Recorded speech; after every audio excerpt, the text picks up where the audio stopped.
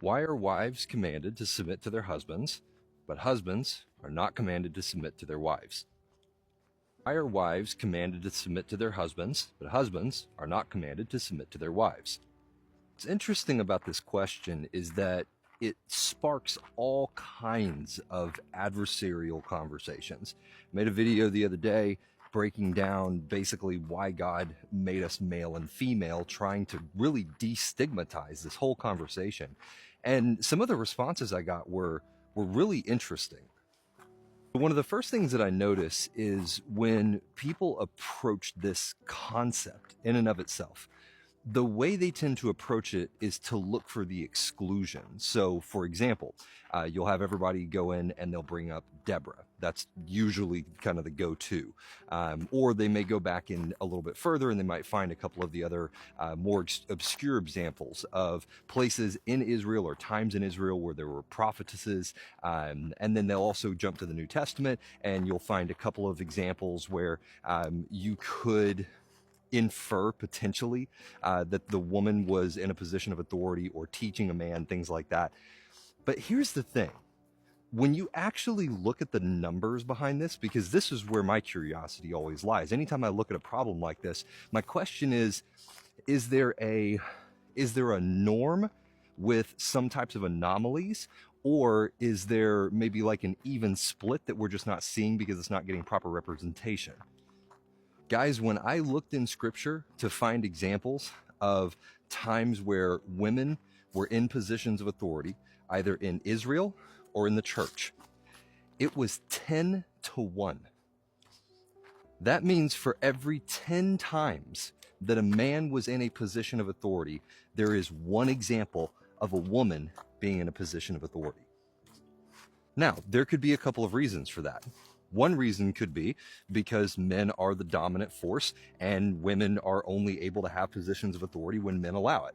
And that's just a physical reality. That's not like a knock on women. I mean, that's just a kind of a statement of fact.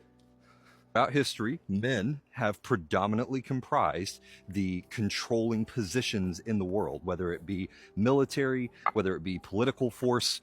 By and large, men have been the dominant force and continue to be the dominant force, which means that any type of authority or opportunity that women have is at the, quite frankly, the discretion of the men who control the world. And I know that sounds like a chauvinistic thing to say, but it's really not. I'm just making a statement of fact. And the reason that I bring that fact up is that this demonstrates something to us. So you have two facts to deal with. The first fact is that biblically speaking, it's a 10 to 1 ratio, male to female in positions of leadership and authority in the Bible. In the world, men have always been and continue to be the dominant force behind roles of leadership and power. So here's what that means. That means that either A, God's intention is that men and women be treated equally when it comes to positions of power, leadership, and authority. And men have just rejected that model and persisted in utilizing their power to continue subjugating women. That's one possibility. The other possibility is that this is how God designed it, and the times that we see women in positions of authority over men are anomalies that are a break from the way that he actually designed things to operate in the earth. And I make that distinction in the earth because you have to understand that there are two games being played here. There's the life that we live on this planet, and then there is a spiritual life that we will live in the future with Christ. Now, scripture tells us that in heaven, there is neither male nor female, meaning that there's neither male nor female.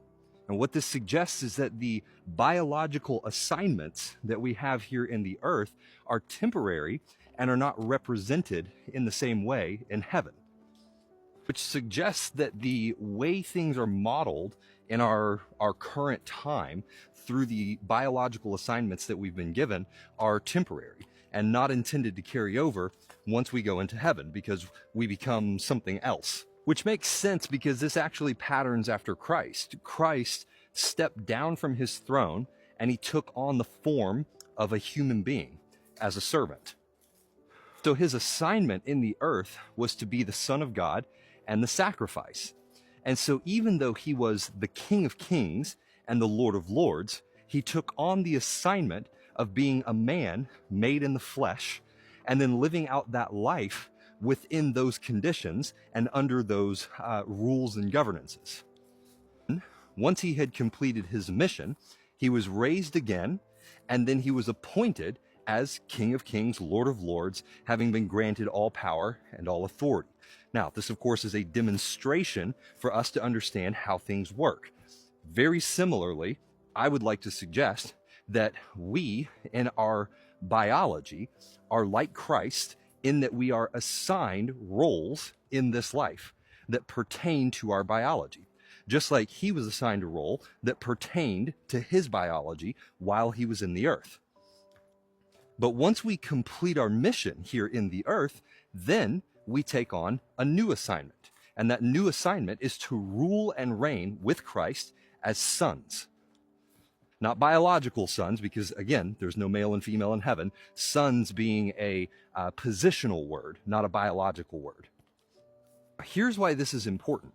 It speaks to the fact that the idea of wives submitting to husbands, of women not being allowed to teach or hold authority over a man in the church. Whatever you think about those verses, however you interpret those verses, I'm not here to debate that right now. What I'm trying to show you guys is that we are approaching these questions from the wrong starting point. These are not cultural questions. That's the incorrect starting point. These are questions that are built into the fundamentals of creation. They're built into the concept that as human beings, we are assigned roles in the earth for a short period of time. And then once we die, we take on a new role in heaven. And so everything about the way that we are biologically orchestrated, the way that God designed the natural order of how he placed things in the earth, all of those things pertain to a creation order that is speaking to and demonstrating something bigger that's going on in the spirit. I did an extensive teaching on this the other day. You can go find that one on my on this channel somewhere. It's I think it was something to do with why did God make them male and female? I can't remember what I called it, but I did a much more extensive teaching on this there. You can go check that out. The goal of this one was just to do a more consolidated view here to give you some things to think about. I want to give you a different lens through which to think about these questions, because we are approaching these questions from the wrong starting point. With all of that said, let's return to the original question. Why is it that wives are commanded to submit to their husbands, but husbands are not commanded to submit to their wives? Now, I propose to you a couple of options, one being that men have just been the dominant force and have subjugated women and continue to do so, or that it is the way that God has designed and ordered things. Now, I'd like to point something out to you for a moment for your consideration, is that Scripture says that all authority in the earth, all authority is appointed by God. What that means. That means that 10-to-1 ratio, male to female, was appointed by God. Now, I want to be clear here. The goal of this video is not to walk through piece by piece how this works. I'm not making this video to try and explain where women should and shouldn't be as far as positionally within a church.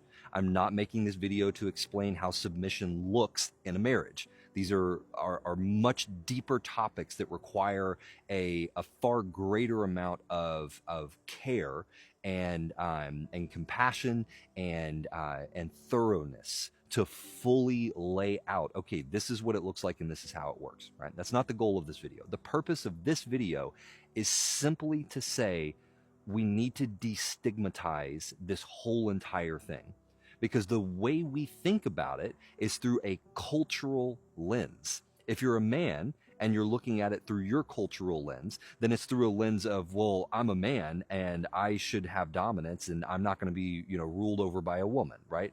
I'm not saying every man is like that. I'm just simply saying at a cultural level, there is a a masculinity to, well, at least there used to be a masculinity to the culture here in the US. And so if you look at it through that cultural lens, that might be the feelings, that may be what the feelings are that come up. And in the same way, the women are looking at it, and through the Western cultural lens, you're probably having the feelings of, well, you know, I don't have to submit to any man, I submit to God, right? And all the other things that I hear people say. And what I'm trying to get at is that this is the complete wrong starting point. Like, we shouldn't even be starting in First Timothy. That's not the starting point. The starting point is to look at the whole of creation, to look at, why did God make us male and female in the first place? Like, why not just make us male and male? Right? I mean, if you think about it, he says there's neither male or female in heaven. So what was the point of making us male and female in the earth if we're just going to exit the earth and become something else that doesn't directly correspond to the biology that we lived our entire lived experience in? This should suggest to us is that there is a deeper purpose for the biological assignments that we have.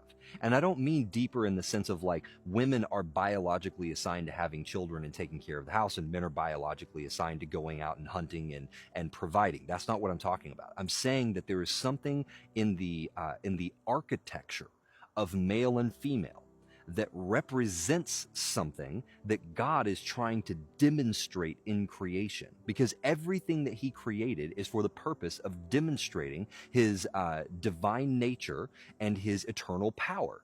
Right? We even see in, I believe it's Ephesians, where it says that the purpose or the existence of the Messianic community is to teach the angels, rulers, and powers the wisdom of God. Right? So when we look at creation, God is always demonstrating through his creation. And so male and female as biological assignments is demonstrating something about God's wisdom. That has to be our starting point when we're dealing with these questions. Because when we start at the point of, well, why does the man get to have authority and the woman doesn't? Right? When we start there, then we come to all kinds of wrong conclusions, because what we end up with is we start looking at it through a cultural lens, a historical lens, and then we'll even try to use a contextual lens where we'll try and look at it through scripture. But usually when that happens, we start going and looking for examples of women being in positions of authority simply to refute the things where Paul is saying that I don't allow the woman to have authority, right? And so it just becomes a game of refutation. And the whole time we're missing the broader context that all of this lives within, which is that God made us male and female, even though that does not apparently carry over into heaven. And so it was for a purpose. There's a reason that he did it that way. Like I said, I explained this in depth in another video where I actually go into why he made us male and female. So I encourage you to go check that out if you want more. I do plan on doing a much more robust teaching on this, but I wanted to just pause tonight and just address the stigma of the question, and just encourage you guys to, if you're somebody who is offended by these questions, or is offended by the outcomes or the ideologies that people have come up with as a result of it, I want to encourage you to take a step back and try to remove the stigma for a moment and go look at the formation. Like, why did God make them male and female? What was he trying to demonstrate with that formation? Then you also need to go back and look at authority, because this is a question of authority. Where does authority come from? Why does it exist? How does God move authority? Like, how does he bring his authority into the earth? Right? When God gives people authority, what is the method by which that happens, and what is the purpose for it? Why does God give human beings the ability to act on his authority? Because all authority comes from him. Right? Literally all authority and all power comes from God. Nobody has any power or any authority apart from him, which means that if someone has power or authority, then they, even if they're not acting directly on his behalf, they are certainly acting within his permission. Know that because Satan had to ask in order to engage Job, and also he had to ask in order to engage the original disciples. And we have at least two demonstrations in scripture where Satan had to request permission before he was allowed to even engage anybody. Like I said, I recognize I'm opening up a huge can of worms here, and there's a lot more to be talked about, and I've already talked about it to some extent in another video. But again, I want to encourage you to rethink the way you're framing these questions. You know, do your own research, go read the scriptures yourself, right? But really take the time to destigmatize this, because it's not competitive. It's not about men being better than women or women being better than men. It has nothing to do with any of that. All of this has to do with God demonstrating his wisdom in the earth. The parts that we play, the biologies that we are assigned, have to do with God demonstrating his wisdom in the earth. That is the foundation of what it has to do with. And that is where we need to start, is what is the wisdom that God is demonstrating through the biological assignments that he's given to men and women. And if we start there, I think our discussions about these topics will be far more productive than many of the ones that I've been seeing.